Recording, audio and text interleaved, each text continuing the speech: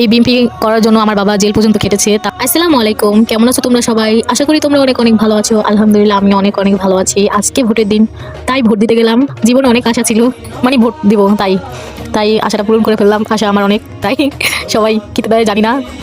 অনেকে দিবে দাঁড়িপাল্লায়, কেউ দিবে ধানের শীষে। আমি তো ধানের শীষেই দিয়ে আসলাম। আমার ধানের শীষেই দেওয়ার ইচ্ছা, কারণ আমার বিগত জীবনে যতদিন ছোট হতে দেখে আসছি আমার বাবাই ধানের শীষেই ছিল বিএনপিতে। তা আমার মা ছিল নৌকায়, নৌকাতে চলে গেছে। এবার মানুষ দিবে ধানের শীষ আর দাঁড়িপাল্লায়। কে কোনটাতে ভোট দিলা কমেন্টে জানাবা। আমি তো ধানের শীষেই দিলাম, কারণ আমার ইচ্ছা ছিল আমি ধানের শীষেই ভোট দিব, তাই এবার ধানের শীষেই ভোট দিলাম।